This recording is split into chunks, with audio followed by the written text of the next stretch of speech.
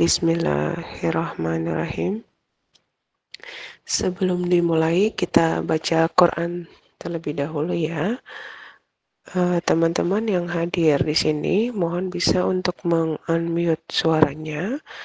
Nanti kalau nggak bisa buka video, nggak apa-apa, karena saya di sini posisinya juga nggak bisa buka video, karena mungkin keterbatasan sinyalnya, takutnya karena saya pakai dua device.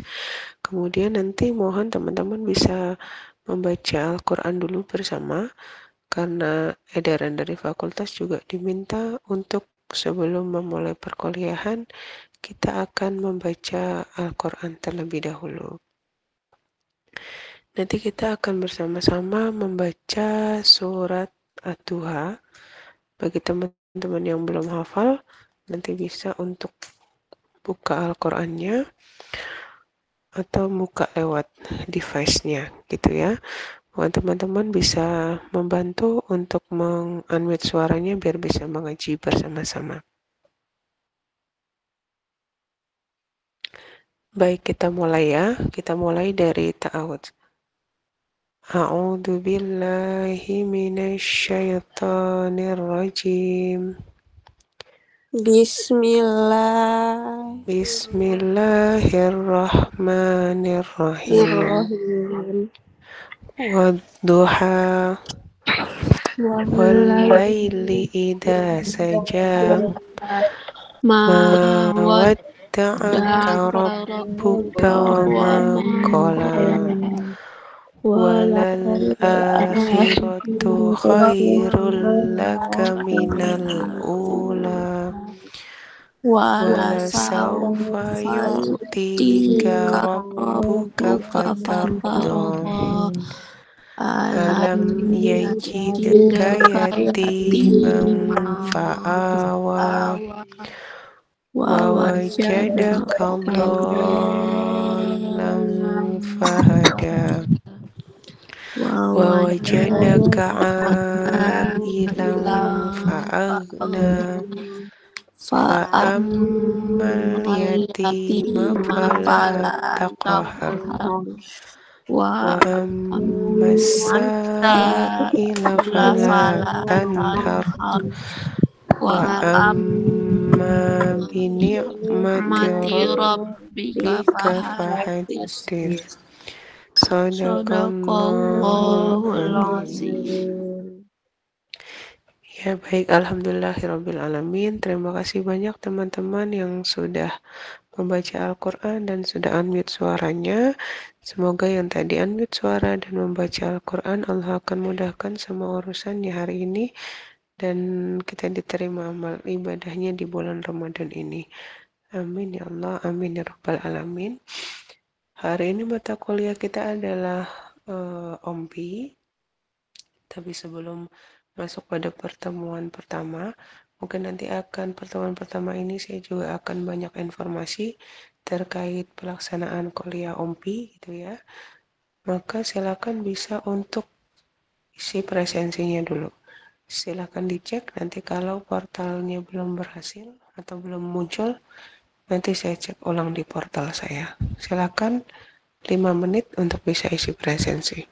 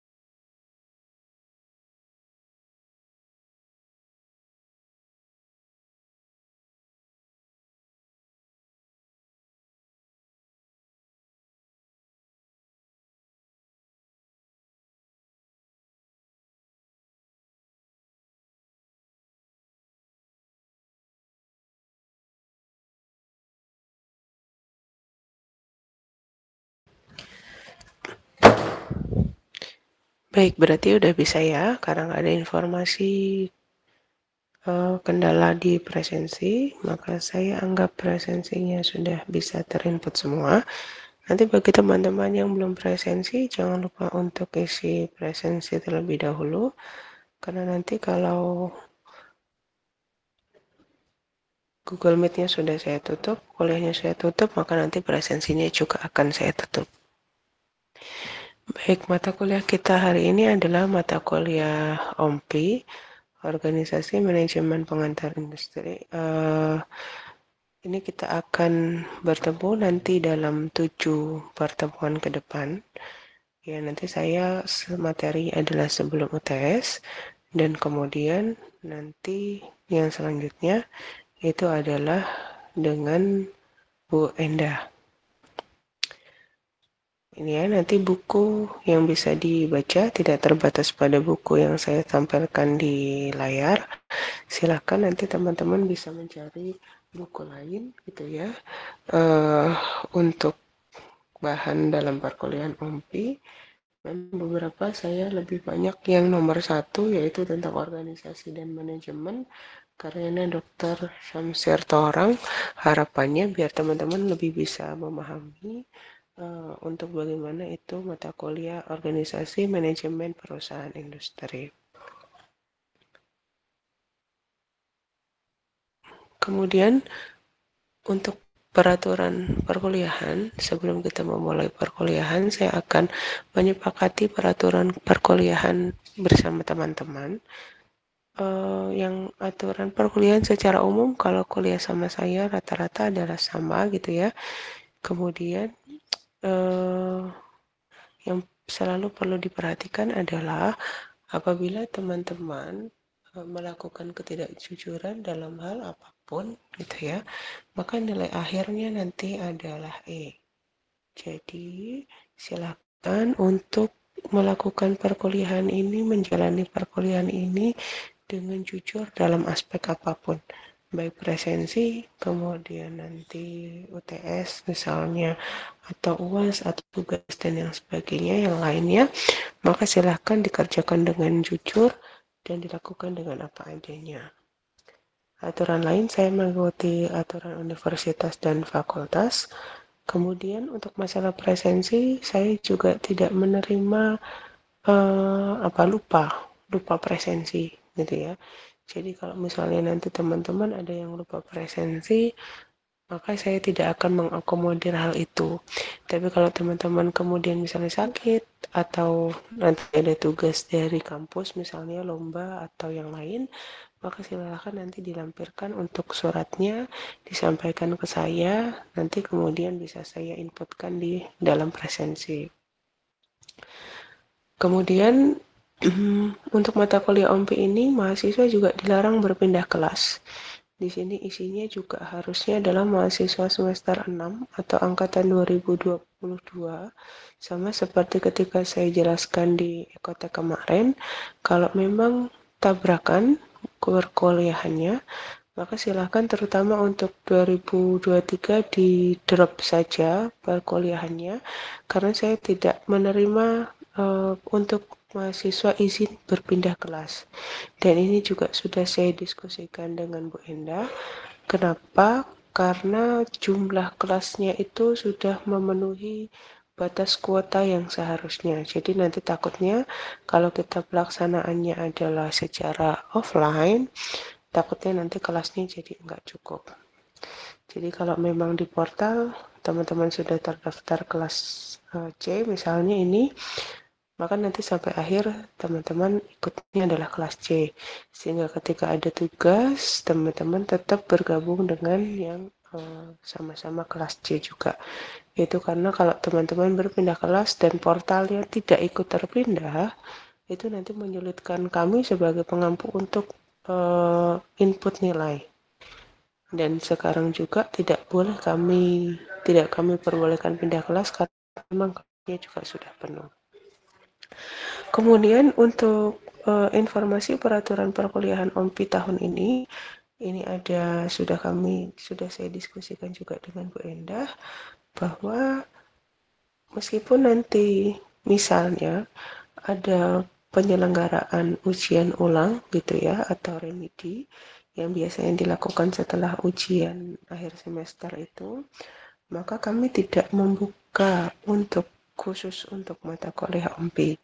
Jadi tidak ada ujian ulang atau tidak ada ujian remedi atau ujian ulang ya, biasanya namanya untuk mata kuliah OMPI ini.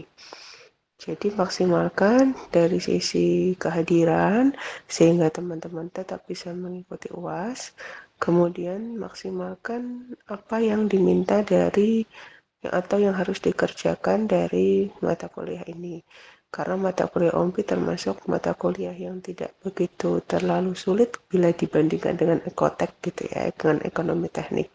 Asalkan teman-teman mengerjakan sesuai dengan aturan yang ditetapkan, kemudian tidak melakukan kecurangan, nah biasanya pengalamannya itu dari kakak tingkat pasti nilainya di atas rata-rata biasanya kalau OMPI. Yang membuat jelek itu biasanya adalah keterlambatan dalam pengumpulan tugas. Biasanya. Maka kalau ada keterlambatan pengumpulan tugas, maka nilainya kan jadi enggak sempurna. Nah, itu yang, atau bahkan nilainya nggak ada gitu ya. Nah, itu yang membuat biasanya pengalaman nilainya jadi nggak baik. Gitu ya. Jadi, teman-teman harus bisa disiplin terkait OMPI ini, karena kita di sini akan belajar apa manage gitu ya, manajemen gitu salah satunya. Maka ini menerapkan ketika teman-teman menjalani perkuliahan ini. Dari peraturan perkuliahan ini, apabila ada yang tidak menyepakati, silakan nanti bisa disampaikan, nanti biar kita bisa diskusikan lebih lanjut baiknya nanti seperti apa. Kemudian kalau tidak ada informasi lebih lanjut, maka perkuliahan itu adalah diselenggarakan seperti biasa setiap minggunya sesuai dengan jadwalnya, yaitu kalau offline besok adalah jam keempat ya, jam 9.35 berarti. Tapi nanti mohon teman-teman banyak memantau WA group ya, terutama nanti untuk pelaksanaan perkuliahan yang sebelum UTS. Jadi informasi selalu saya sampaikan di WA group, misalkan ada informasi apapun, meskipun mungkin ada ketua kelas, tapi awalannya saya akan menyampaikannya di WA group. Gitu ya. Kemudian ketua kelas, siapa dari kelas ini yang bersedia untuk menjadi ketua kelas akan melanjutkan untuk sesi selanjutnya kalau belum ada yang menawarkan diri untuk menjadi ketua kelas. Karena saya seperti biasa ya, saya tidak akan pernah menunjuk mahasiswa. Saya mempersilahkan mahasiswa untuk apa? Saya bilang selalu mempersilahkan diri untuk membantu kami. Siapa yang mau jadi ketua kelas? Silakan bisa angkat tangan atau di unmute suaranya. Saya tunggu ya, dari kelas C ini yang mau jadi ketua kelas.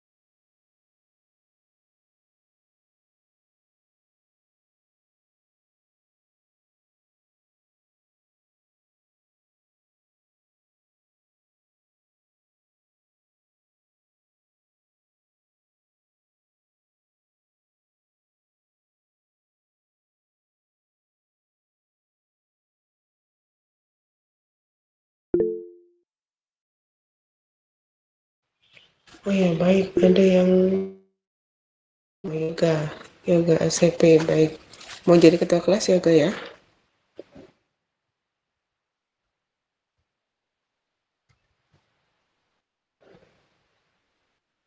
Iya ya, yoga benar yoga. Tadi angkat tangan.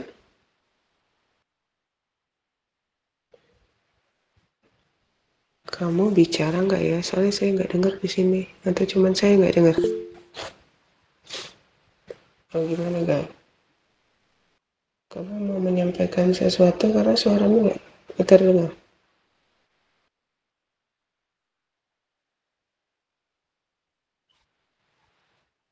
Oh ya, oke.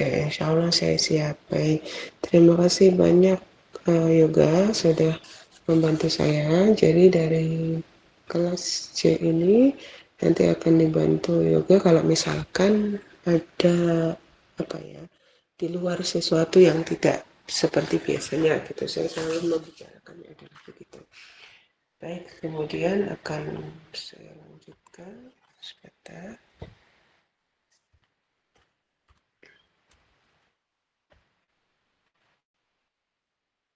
Nah, untuk pertemuan nanti itu kan ada 7 pertemuan nanti dengan saya sebelum UTS. Dan ini ada materi yang akan kita bahas gitu ya. Jadi capaian pembelajaran mata kuliah dari OMPI ini nanti teman-teman diharapkan bisa memahami tentang ruang lingkup manajemen, siklus dan fungsi manajemen, lingkupan internal dan eksternalnya dari organisasi, kemudian struktur organisasi, membuat analisis pekerjaan dan merancang yang namanya organisasi.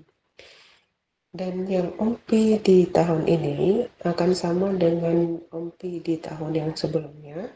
Kalau mungkin teman-teman pernah dapat informasi dari kakak tingkat, dalam mata kuliah ini nanti ketika di sebelum UTS, kita akan ada 2 pertemuan yang diisi oleh pakar gitu ya dari perusahaan, dari insya Allah yang tahun ini dari Angkasa Pura, PT Angkasa Pura sama dengan yang tahun kemarin nanti dengan Ibu Anin.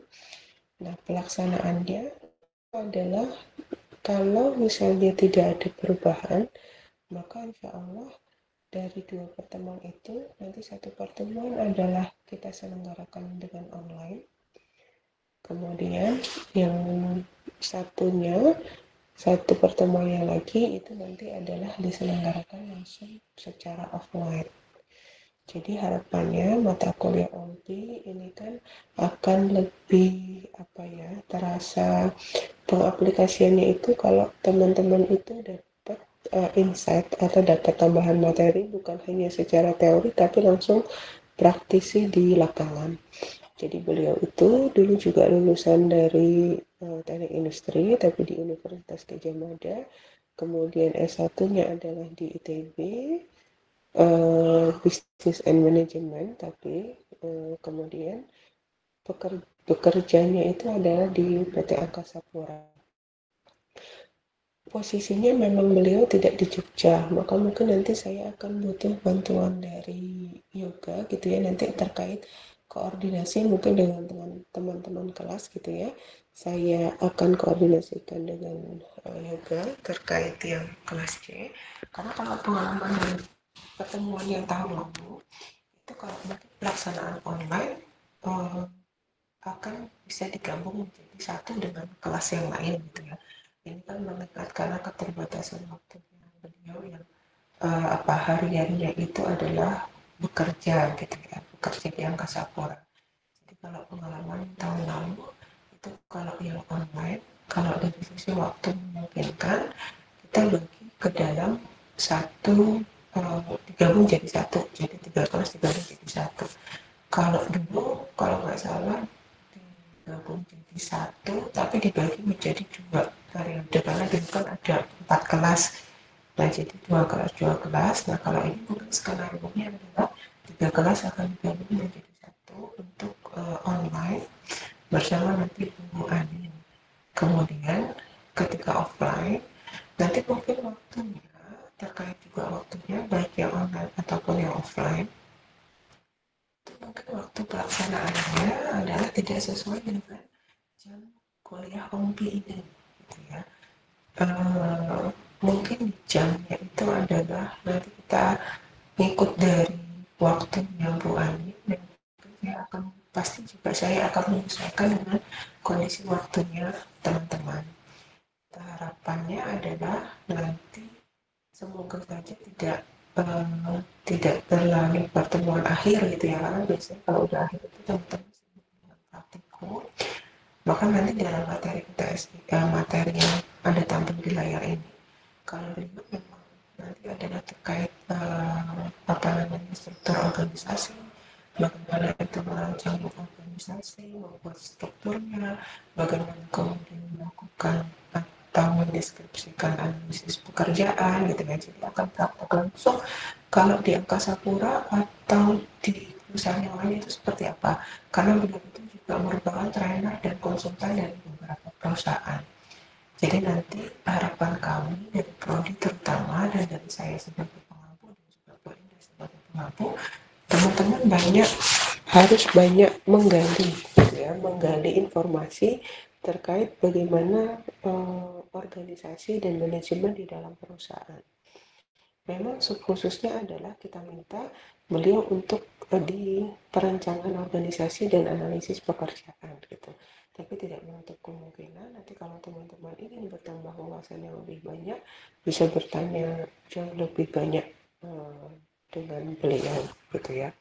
Kalau mau kepo-kepo untuk siapa beliau gitu ya, ini CV-nya, tapi CV-nya mungkin ini belum update terbaru ya, karena ini saya dapatkan yang di tahun kemarin. Jadi namanya adalah Ibu Anindita Noviandari. Nanti bisa teman-teman kepo di LinkedIn-nya. Jadi beliau nanti pengalamannya seperti apa. Kemudian siapa tahu nanti bukan hanya teman-teman ambil manfaatnya untuk mata kuliah UMPI. Tapi siapa tahu kalau teman-teman mau masuk ke dalam BUMN gitu ya, teman-teman punya apa? Punya bayangan, gambaran, atau nanti juga bisa banyak menggali informasi, pengetahuan, dan mungkin sharing pengalaman dari beliau. Sehingga kalau teman-teman sudah membaca CV-nya terlebih dahulu gitu ya, teman-teman bisa baca dari LinkedIn-nya, nanti teman-teman bisa kenal betul dengan beliau, sehingga ketika nanti ada interaksi, teman-teman akan jadi lebih enak untuk bisa berkomunikasi gitu ya. Jadi beliau dulu adalah di Gajah Mada University sama di tapi memang dia sekolah bisnis manajemen. Untuk sekarang dia di PT Angkasa Pura. Gitu ya. Ini adalah yang CV yang lama. Jadi mungkin akan ada CV yang terbaru. Jadi memang beliau banyak sekali untuk berkaitan dengan organisasi dan manajemen. Nah, nanti silahkan dikepo sendiri di LinkedIn-nya ya. Jadi nanti mungkin makanya tadi saya bilang silakan banyak untuk mengamati di dalam grup, karena mungkin nanti informasi perkuliahan itu akan saya sampaikan banyak di dalam grup. Jadi kalau misalnya rutin harian hari Selasa kita jam ke 4.56, tapi mungkin nanti dengan akan diisi di hari yang tidak sesuai jadwal. Bisa jadi nanti adalah di weekend Sabtu gitu ya. Meskipun online di weekend Sabtu, kemudian atau di Jumat, karena beliau posisinya tidak di Jogja, tapi mungkin bisa jadi ketika bareng beliau membareng sekalian dengan kegiatan yang ada di Jogja. Jadi memang sudah kami bicarakan dengan beliau, cuma waktunya yang belum fix karena melihat dulu jadwal dari beliau. Begitu untuk yang materi sebelum UTS nanti dengan saya. Tapi kalau yang setelah UTS nanti dengan Bu Indah, dengan materi seperti yang ada di layar, organisasi belajar, perilaku organisasi, budaya organisasi, kepemimpinan, teamwork dan komunikasi, motivasi, riset dalam SDM. Ini semua yang mengisi 7 pertemuan adalah langsung dengan Bu Indah. Nanti pelaksanaannya seperti apa, online atau offline-nya, nanti langsung dengan beliau. Gitu ya. Nah, sekali lagi, ujian UMPI ini tidak ada yang namanya ujian ulang. Jadi nanti nilai dari UTS, kemudian dari UAS, dan dari tugas. Jadi tidak ada perbaikan sama sekali untuk perbaikan UAS terutama. Karena kan biasanya ujian ulang itu adalah memperbaiki UAS gitu ya. Nah, ini untuk di tahun ini kami tidak akan membuka ujian ulang untuk mata kuliah UMP. Ini subpenilaiannya adalah kalau UTS sama 35%, UASnya 35%, tugasnya juga 30%. Tapi dibagi dengan tugas yang sebelum UTS dan tugas yang setelah UTS. Dan ini nanti mungkin tugasnya adalah kalau biasanya pengalaman dari yang tahun lalu kalau tidak ada perubahan, nanti tugasnya adalah langsung dari Bu Anin. Jadi harapannya nanti teman-teman meskipun tugasnya adalah secara berkelompok, tapi benar-benar bisa mengikuti dan mengerjakan seperti yang saya sampaikan tadi, bahwa yang biasa membuat nilai jelek dari mata kuliah UMP itu adalah uh, kurang kurang lengkap atau dia biasanya terlambat. Harusnya diminta Bu Anin mengumpulkan hari Senin misalnya, tapi dia mengumpulkannya terlambat. Nah, itu adalah biasanya membuat poinnya menjadi berkurang. Ini untuk pengantar UMPI hari ini. Di awal, sebelum kita masuk ke materi, separuh materi dari pertemuan pertama di hari ini, ada yang mau ditanyakan, dikonfirmasi, atau tidak setuju dari aturan perkuliahan, atau ada yang mau ditanyakan tentang nanti bagaimana prosedur dengan kuliah dengan Bu Anin dan sebagainya. Silakan kalau ada yang mau bertanya dulu sebelum nanti saya ganti slide-nya untuk slide materi di hari ini.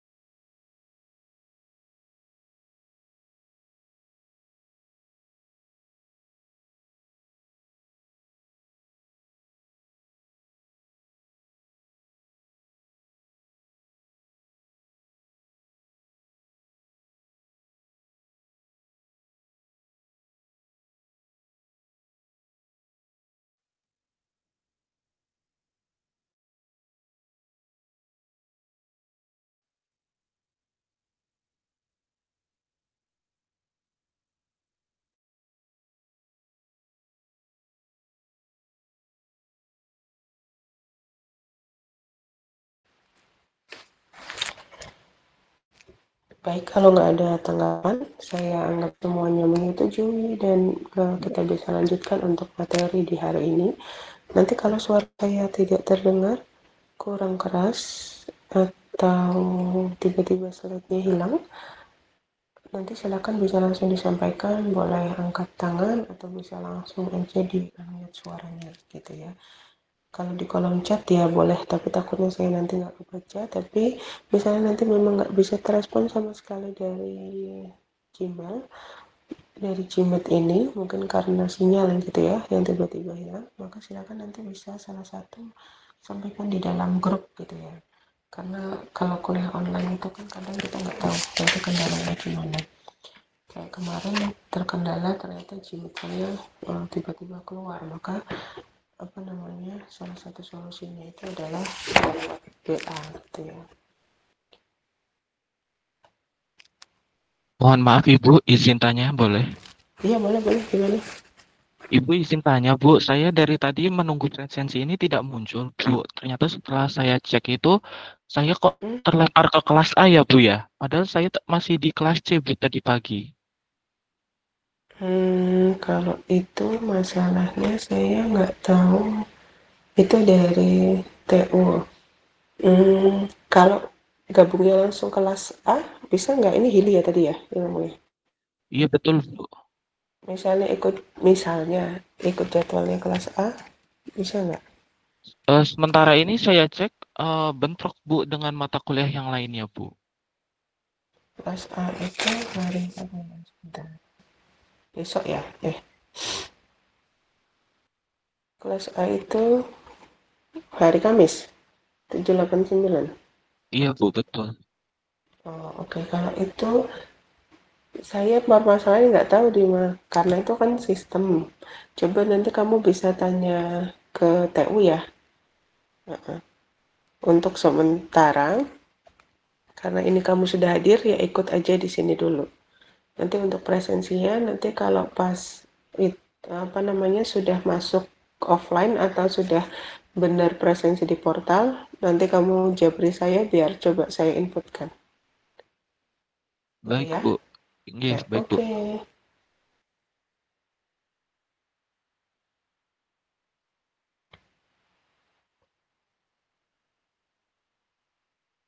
Ya, baik. Terima kasih sebelumnya. Saya lanjutkan ya. Yang lain nggak ada kendala ya dari masalah presensian. Ini mungkin kemungkinannya adalah karena kuota di OMPI itu nggak tahu, harusnya kan 60 mahasiswa setiap kelas gitu. Tapi ini ternyata apa lebih banyak gitu, nggak terbatas lebih dari 60. Nah itu saya nggak tahu sistemnya yang seperti apa atau dari TU yang gimana gitu ya. Maka kemudian nggak tahu terjadi yang kayak Hili itu tadi. Tapi nggak apa-apa, nanti coba dikomunikasikan sama TU.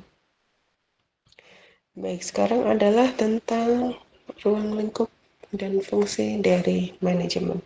OMPI itu isinya bukan kayak ekotek. Ekotek itu kita akan banyak menemukan angka gitu ya. Kalau di OMPI itu semuanya adalah banyaknya adalah textbook. Baik dari PowerPoint saya yang sudah saya rangkumkan dari buku ataupun nanti teman-teman membaca buku yang lain gitu ya. Nah, nanti kalau misalnya dari apa yang saya sampaikan ini, kemudian teman-teman mau diskusi, mungkin ada yang belum tersampaikan di dalam slide gitu ya. Nanti saya terbuka di situ. Kalau nanti saya bisa jawab, saya akan jawab. Nanti kalau misalnya saya butuh apa namanya, dapat insight dari yang lain, itu nanti akan saya sampaikan di pertemuan berikutnya. Baik. Manajemen itu adalah proses-proses perencanaan dan pengambilan keputusan, pengorganisasian, kepemimpinan, pengawasan organisasi berdasarkan sumber daya yang ada, fisikal, dan informasi untuk mencapai tujuan organisasi secara efektif dan efisien.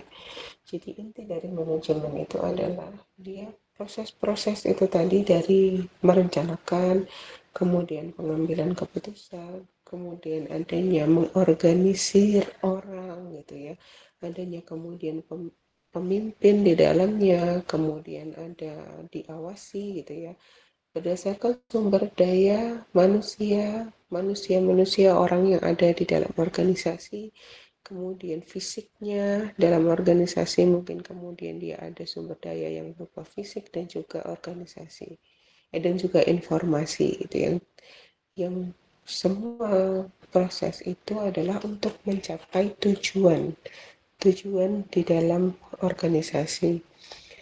Manajemen itu sangat penting bagi setiap eh, baik itu adalah individu atau kita sebut sebagai misalnya kelompok kelompok di dalam organisasi gitu ya, untuk mencapai tujuan yang diinginkan.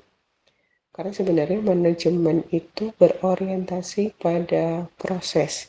Jadi manajemen itu adalah proses oriented, yang berarti bahwa manajemen akan membutuhkan sumber daya manusia, membutuhkan juga yang namanya pengetahuan, membutuhkan juga yang namanya keterampilan, agar bisa mencapai tujuan yang efektif dan efisien dan dapat menghasilkan tindakan dalam mencapai kesuksesan yang diinginkan di dalam organisasi gitu ya.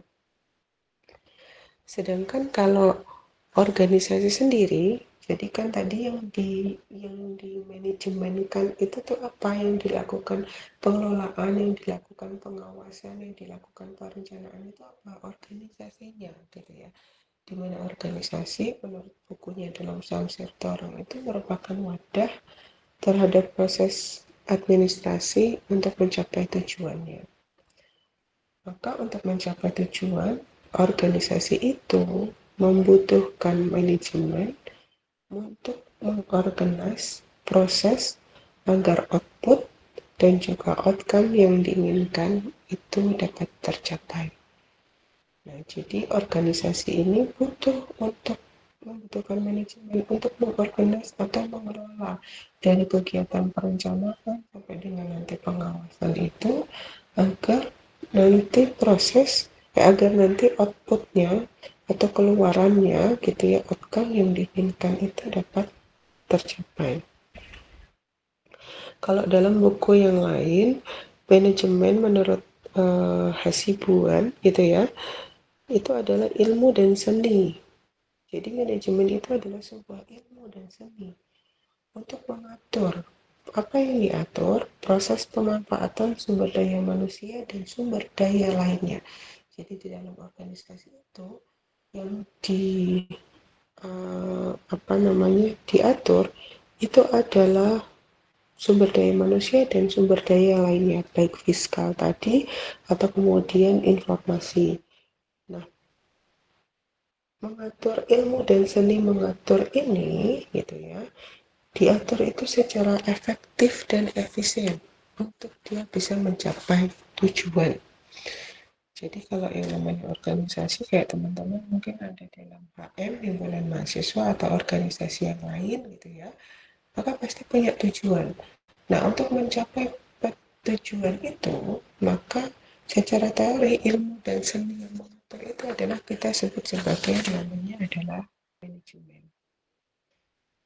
Ya.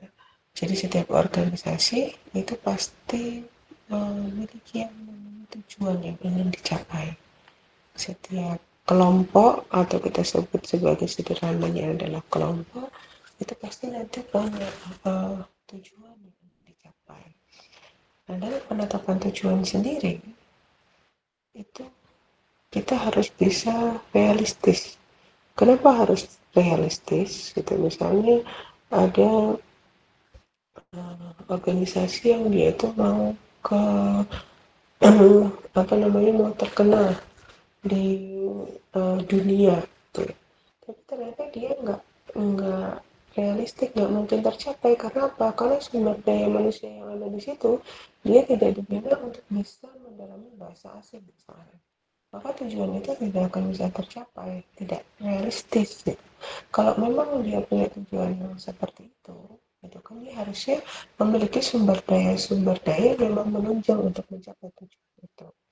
Maka penentuan tujuan di dalam organisasi itu yang pertama adalah harus realistis. Yang kedua bisa juga menantang. Kenapa menantang? Karena kalau kita punya tujuan terlalu mudah, gitu ya, itu nanti biasanya kita tidak termotivasi untuk bisa mencapai tujuan itu.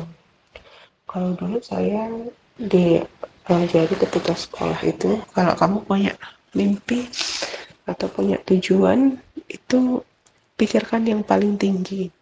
Karena nanti kalau tidak tercapai atau dia jatuh gitu, dia jatuhnya cuma satu tangga di bawah. Jadi ibaratnya dulu karena dimotivasinya untuk ujian akhir nasional gitu ya, maka ketika punya tujuan lulus itu punya poinnya harus nilainya 100. Kenapa 100? Karena kalau nanti nggak tercapai, biasanya jatuhnya itu tidak terlalu jauh dari 100. Dia akan cuma turun satu langkah. Ternyata itu adalah bagian yang untuk bisa memotivasi.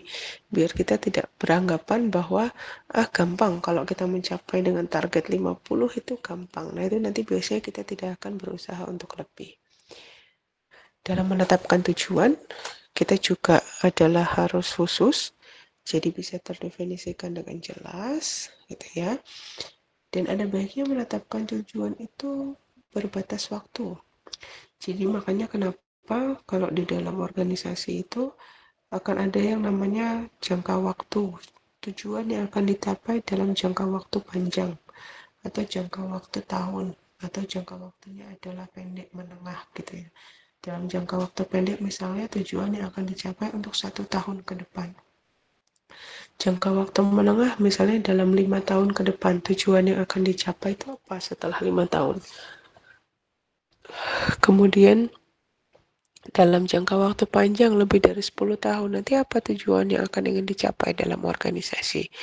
Nah, dalam penetapan tujuan, kita juga harus baiknya adalah berbatasan pada waktu dan bisa terukur. Kenapa terukur? Karena nanti kita bisa lakukan evaluasi terhadap dari tujuan apa yang sudah dibuat di dalam organisasi.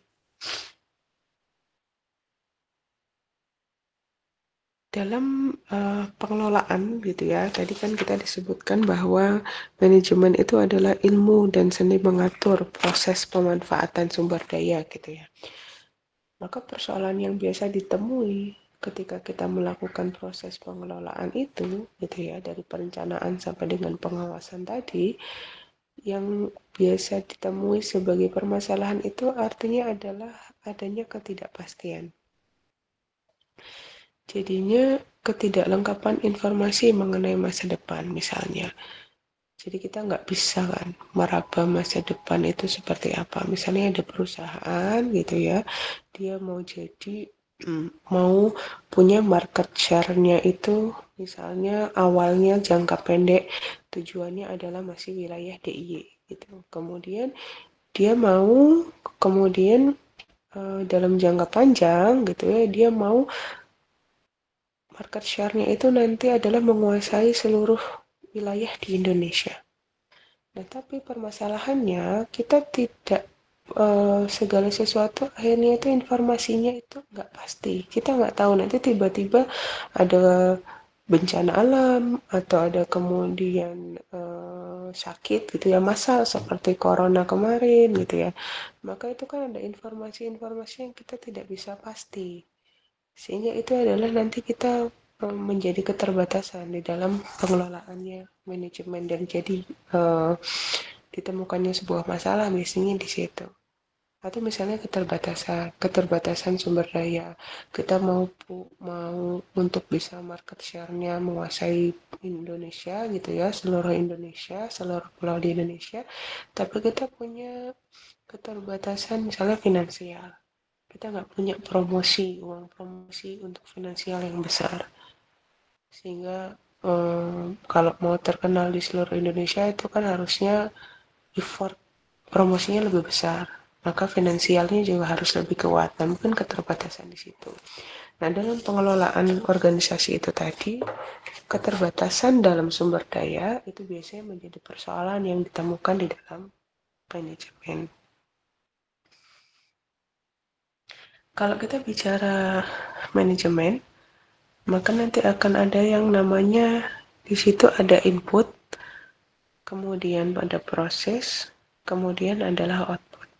Output itu adalah apa yang mau dicapai dari tujuan itu tadi. Jadi apakah produknya, ataukah pelayanannya, efisiensinya, atau efektivitasnya, atau yang seperti apa. Apakah produknya tadi mau akhirnya dikenal atau customer segmentnya jadi lebih luas untuk seluruh di wilayah Pulau Jawa atau di seluruh Indonesia. Maka kemudian kita harus menyiapkan input-input itu. Semua sumber daya yang ada itu akan menjadi input di dalam manajemen. Bisa sumber daya manusianya, bisa finansial, bisa mungkinan adalah bahan baku kalau ini adalah organisasi di dalam perusahaan gitu ya. Kemudian sumber daya teknologi, sumber daya informasi gitu ya. Nah, prosesnya atau aktivitasnya itu adalah atribut dalam prosesnya yang nanti biasa disebut sebagai fungsi-fungsi di dalam manajemen. Jadi ada planning, ada organizing, kemudian ada mentoring gitu ya. Nah, itu proses kegiatan atau aktivitasnya atau biasa disebut sebagai fungsi manajemen itu adalah sebagai atribut pada prosesnya. Jadi ketika dalam manajemen itu organisasi punya tujuannya, kemudian tersedianya input yaitu sumber dayanya, dan prosesnya adalah fungsi-fungsi yang ada di dalam manajemen atau aktivitasnya.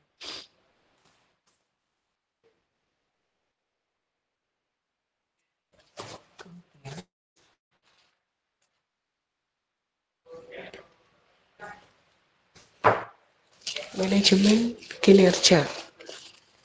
Manajemen kinerja itu dimaksudkan untuk mengefisiensikan dan mengefektifkan kinerja setiap individu di dalam organisasi. Yang paling penting di dalam organisasi itu kan adalah sumber daya manusianya. Yang perlu banyak di manajemen atau dikelola itu adalah manusianya, sumber daya manusianya gitu ya. Jadi kita perlu untuk mengukur atau menilai gitu ya, agar efisien dan efektif dari kinerja yang dilakukan dalam setiap individu atau manusia di dalam organisasi.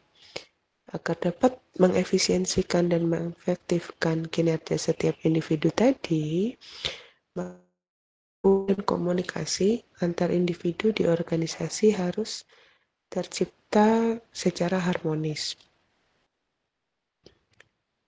Manajemen kinerja itu bisa dikatakan sebagai bentuk pengelolaan kinerja.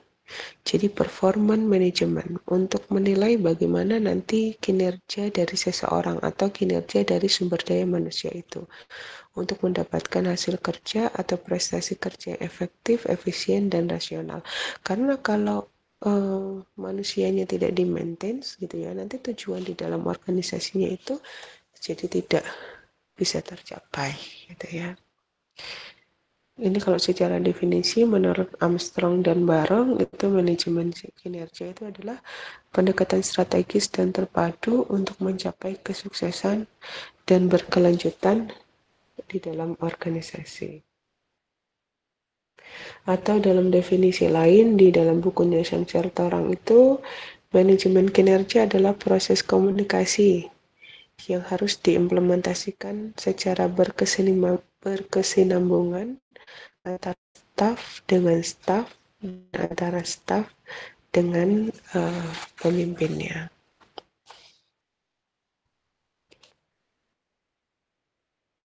Manfaat kalau organisasi itu implementasikan manajemen kinerja.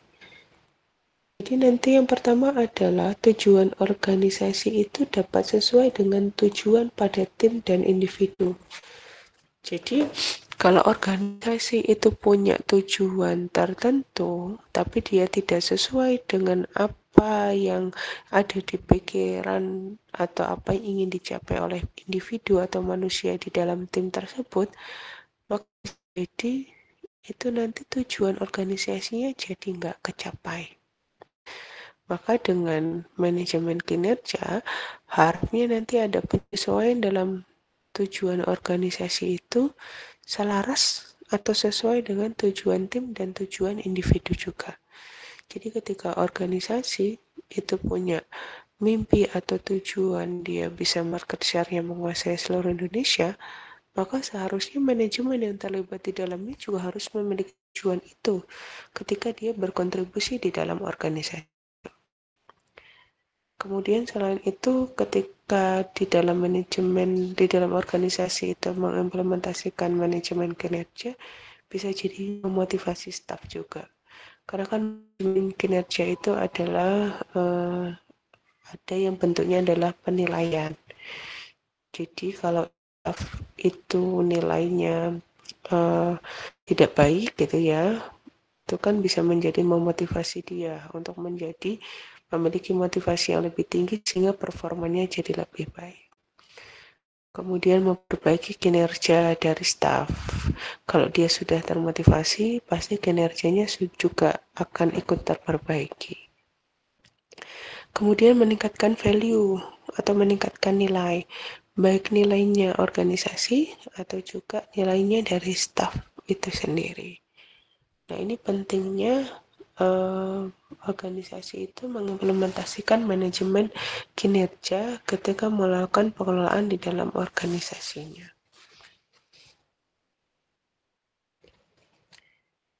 Manajemen kinerja itu dapat mendukung tujuan organisasi dengan menginterkoneksikan pekerjaan dengan atasan atau pimpinan atau yang ada di atasnya. Nah, maka untuk menghasilkan kinerja yang baik atau optimal, maka manajemen kinerja berpedoman pada prinsip dasar. Prinsip dasar manajemen kinerja itu kalau dalam bukunya Samsir Torang itu ada 9. Seperti yang ada di dalam layar, teman-teman bisa baca dari strategic oriented sampai dengan culture oriented. Ini sebentar ya, saya tak ngecas laptop dulu.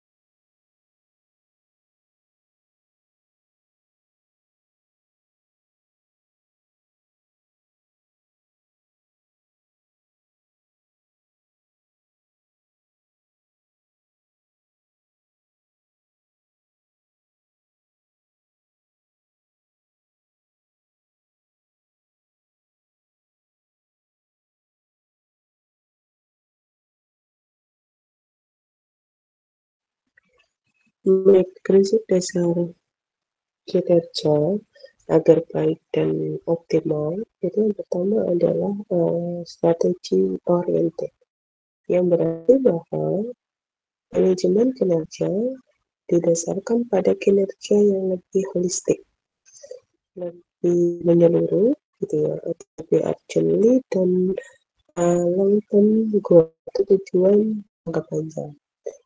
Manajemen kinerja maka harus diintegrasikan dengan aspek teknologi, finansial, sumber daya manusia, budaya organisasi, manajemen kinerja, dan kepentingan stakeholder.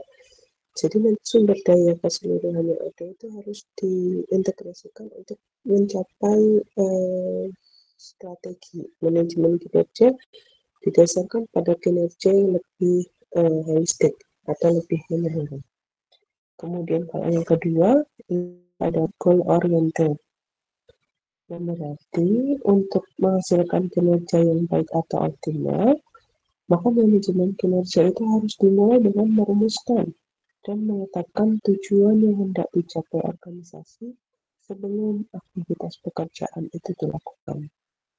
Tujuan yang sudah dirumuskan itu dirinci lebih lanjut menjadi tujuan pada tingkat yang lebih rendah. Misalnya tujuan divisi, departemen, tim, kemudian individu. Untuk mencapai kinerja yang baik dan optimal, itu prinsipnya adalah harus goal oriented. Jadi ketika perusahaan itu dia mempunyai tujuan secara umum gitu ya, maka tujuan-tujuan itu kemudian harus dirumuskan terlebih dahulu sebelum aktivitas pekerjaan itu dilakukan. Dan setelah tujuan itu dirumuskan secara umum tujuan dalam organisasi itu, kemudian dirinci lebih lanjut atau dalam artinya itu adalah nanti tujuan pada kalau di dalam organisasi itu kan struktur nanti ada divisi, mungkin departemen gitu ya, tingkatan dalam manajemen itu, maka tujuan itu dirinci lebih lanjut pada tingkat yang lebih rendah. Karena apa? Karena biar semuanya itu memiliki pikiran tujuan yang sama seperti organisasi. Seperti tujuan organisasi yang secara umum. Kemudian kalau yang ketiga, untuk menghasilkan kinerja yang baik atau optimal, maka prinsip dasar kinerja itu harus plan oriented. Nah, plan oriented ini terkait dengan pendefinisian tujuan dan sasaran organisasi dalam menyusun holistik strategi untuk mencapai tujuan organisasi terkait dengan pengembangan tata urutan perencanaan yang komprehensif. Jadi setelah strateginya itu adalah yang holistik tadi, dibuatlah perencanaan kinerjanya.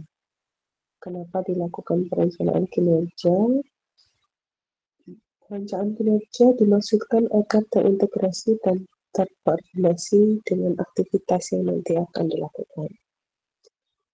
Kemudian yang keempat, kalau partnership dan communication oriented, itu dimaksudkan agar manajemen kinerja berorientasi pada jalinan kerjasama dan komunikasi antar pimpinan dan bawahan.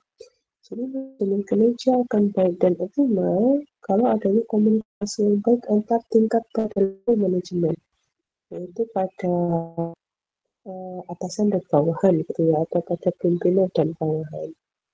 Kemudian prinsip dasar yang kelima itu adalah service oriented.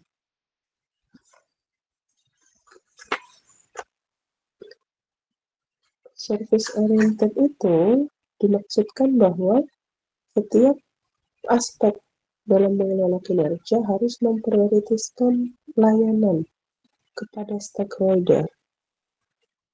Nah, stakeholder di sini bisa konsumen, ataupun staff, ataupun pimpinan, harus ataupun owner, gitu ya. Aspeknya memprioritaskan yang namanya service atau pelayanan.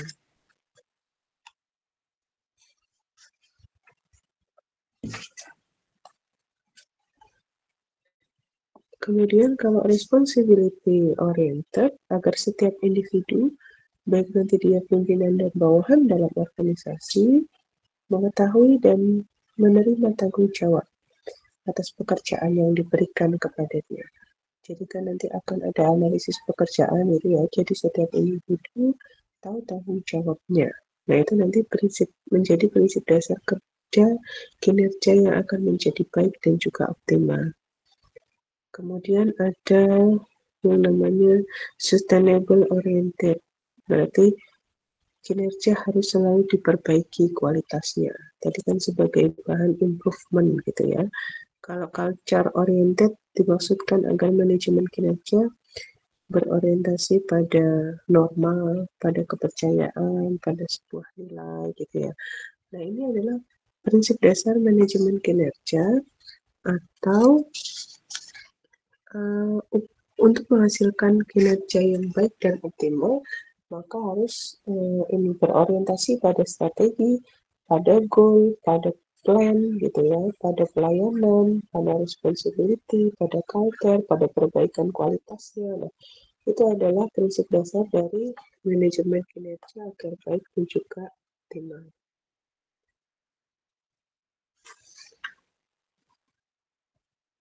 Nah, bagaimana itu proses atau tahapan dari manajemen kinerja? Manajemen kinerja tadi kan dibutuhkan oleh setiap individu di dalam organisasi. Oleh sebab itu, kualitas kinerja ditentukan oleh tidak hanya pimpinan, tetapi semua individu yang akan terlibat di dalam organisasi. Nah, ada 4 tahapan di dalam manajemen kinerja. Yang pertama adalah input atau masukan, yang kedua adalah proses, yang ketiga adalah output, yang keempat adalah dampaknya.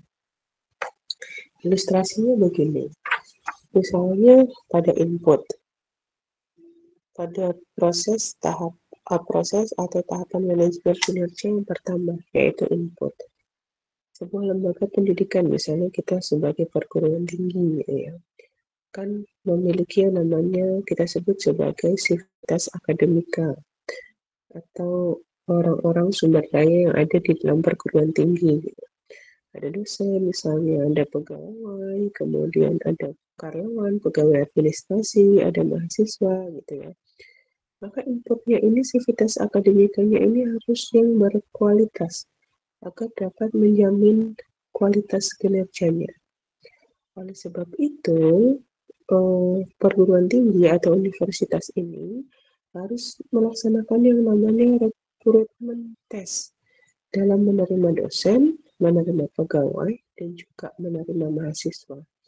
Jadi dalam proses manajemen kinerja ini, gitu ya, tahapan yang awal, kalau mau mendapatkan kinerja yang juga baik di dalam organisasi, Maka semua pihak atau sumber daya yang ada di dalam organisasi ini juga harus di dalam perekrutannya atau dalam pemilihannya itu perlu dilakukan yang namanya tes.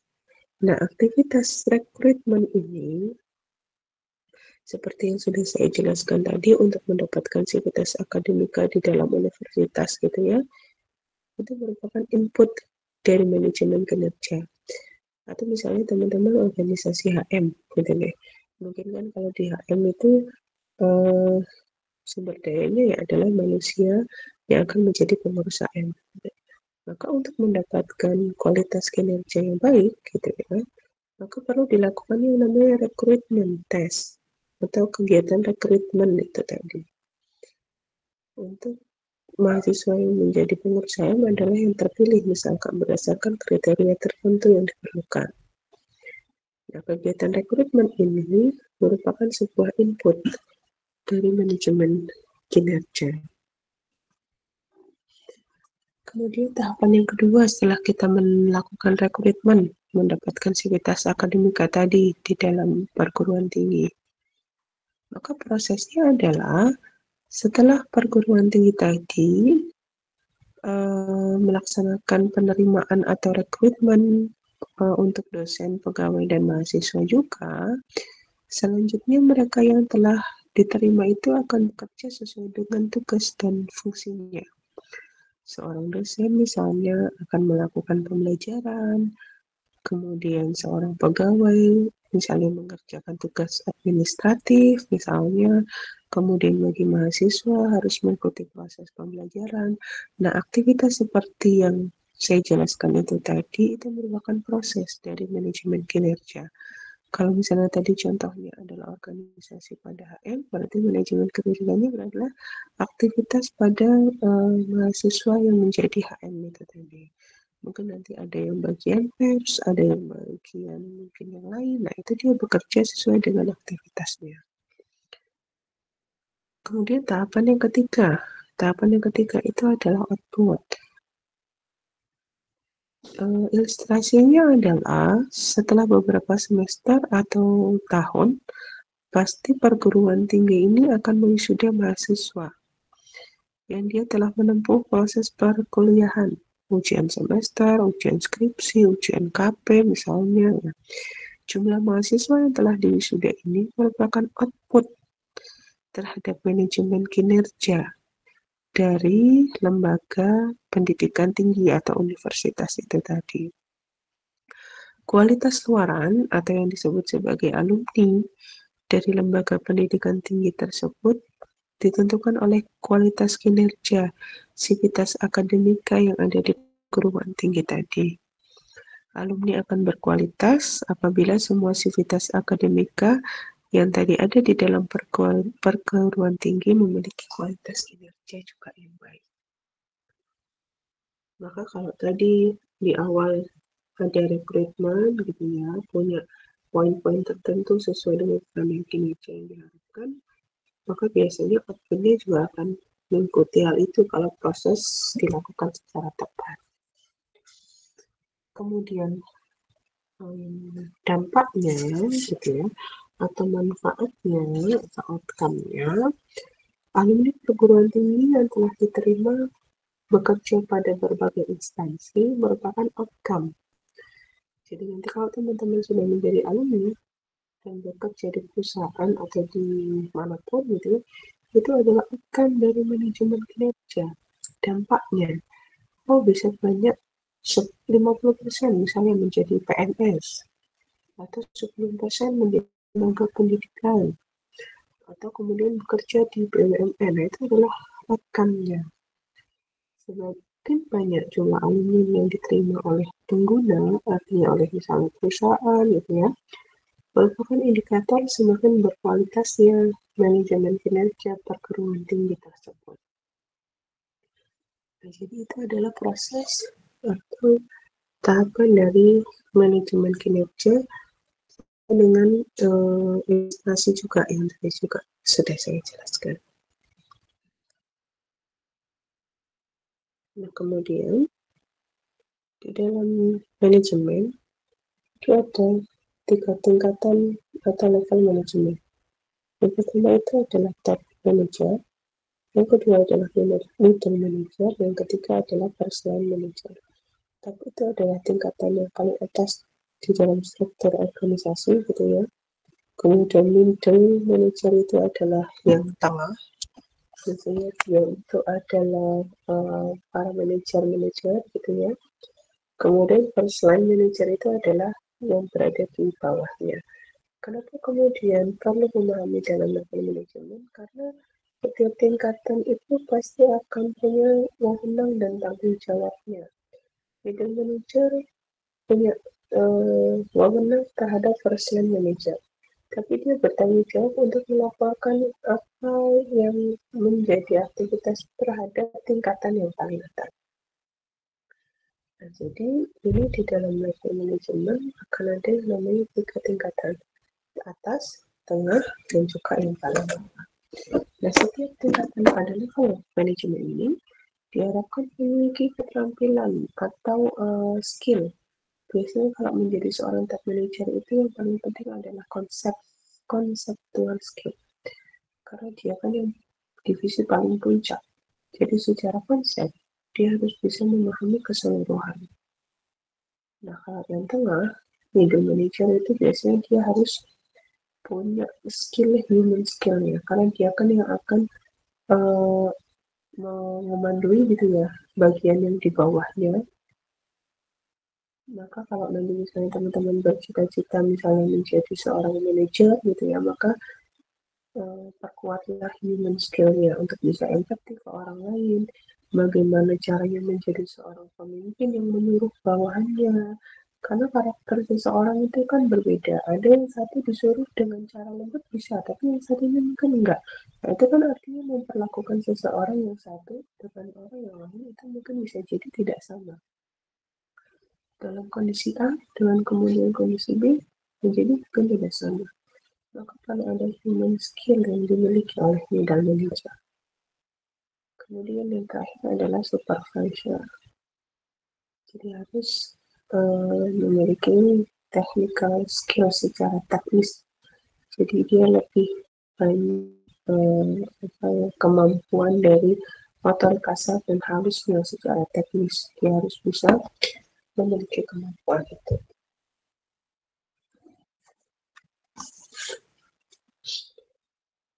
Kemudian kalau peran manajemen, apa sih kita tadi bicara tentang manajemen, tapi perannya di dalam organisasi itu apa? Perannya manajemen itu di dalam organisasi. Kenapa kita tadi mengetahui peran organisasi? Dimaksudkan untuk menggambarkan peran kita menjadi dalam penggerakkan organisasi. Ada 3 peran gitu yang harus dilakukan oleh pemimpin atau manajer dalam mengelola dan menggerakkan organisasi. Yang pertama adalah menjalin hubungan antar pribadi, dan yang kedua adalah menjaring informasi, dan yang ketiga itu adalah peran dalam pengambilan keputusan. Dalam proses pengelolaan di dalam organisasi itu harus bisa menjalin hubungan antar pribadi. Maka pemimpin itu, karena pemimpin yang akan mengelola gitu ya, akan melakukan proses pengelolaan di dalam organisasi, maka dia harus bisa menjadi pemimpin yang simbolis, bisa menjadi leader, dan juga dia bisa menjadi namanya pemimpin. Dan nanti secara lebih banyak akan ada materi tentang kepemimpinan itu di materi setelah UTS. Ya.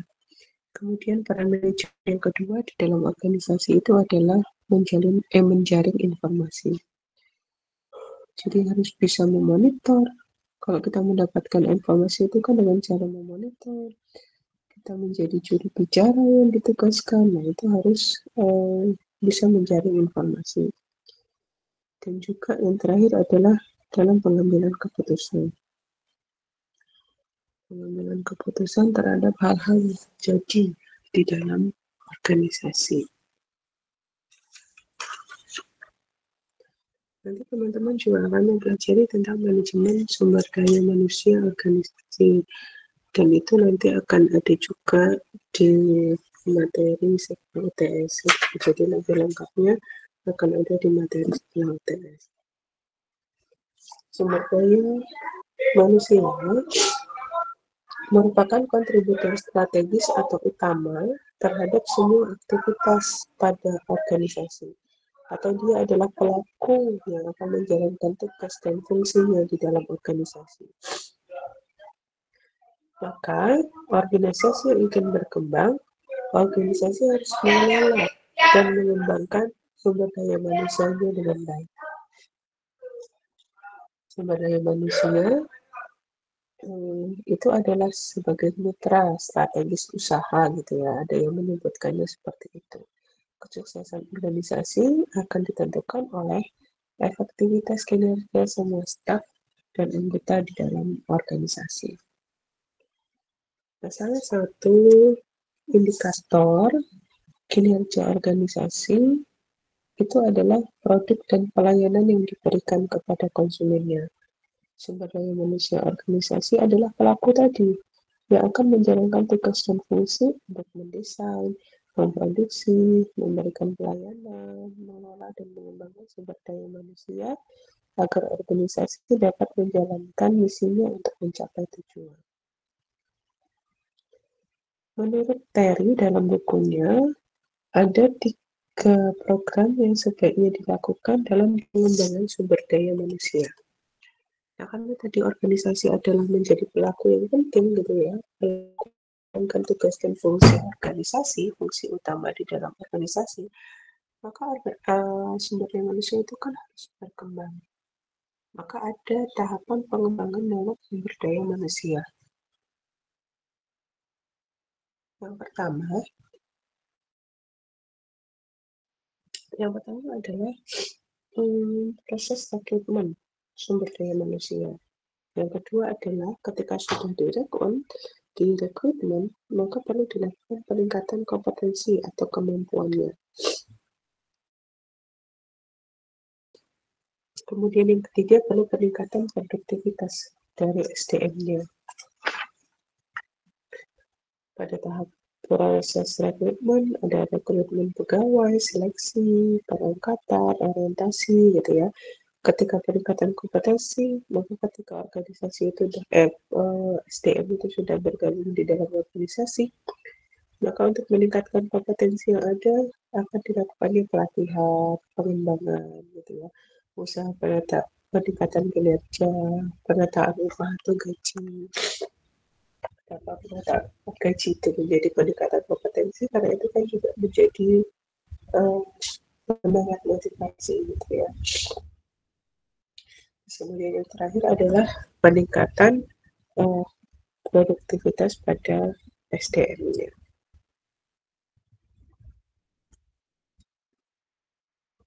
Nah, selanjutnya ini adalah tentang fungsi-fungsi manajemen. Ada beberapa fungsi-fungsi manajemen menurut beberapa pakar gitu ya.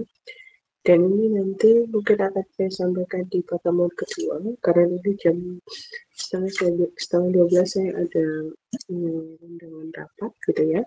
Jadi untuk pertemuan materi yang hari ini, nanti ini materi yang akan saya unggah, teman-teman bisa baca sendiri lagi di dalam Google Drive gitu ya. Nanti linknya akan saya sampaikan. Kemudian nanti kita akan bertemu lagi, insya Allah di minggu depan masih dengan kondisi online ya. Kalau pertemuan kedua masih di bulan Ramadan, nanti kita akan bertemu secara online untuk melanjutkan tentang bagian pada fungsi-fungsi manajemen. Adakah yang mau bertanya terkait pertemuan pertama ini? Ada yang mau disampaikan? Saya tunggu waktu 5 menit sambil saya beri waktu untuk teman-teman yang belum presensi. Karena nanti kalau sudah saya tutup, maka presensinya juga akan saya tutup. 5 menit ya, sekarang 11.24. Kita tunggu sampai 11.29 untuk teman-teman bisa presensi dan kalau ada yang bertanya. Mohon maaf Bu, izin. Iya, gimana? Saya kelasnya sudah kembali lagi Bu, ke kelas C lagi. Oh, Tapi mm-mm. presensinya nggak ada Bu. Kok bisa tahu kalau sudah kembali lagi? Sudah diurus Bu, barusan. Benar. Ini ya. Kamu ini ya. Namanya berapa? NIM-nya belakangnya 199. Di portalmu nggak ada? Iya Bu, tidak ada di bagian Oh, presensinya sebentar. Bu. Sebentar. Sekarang masih jam 12. Kalau di portal sini ada. Coba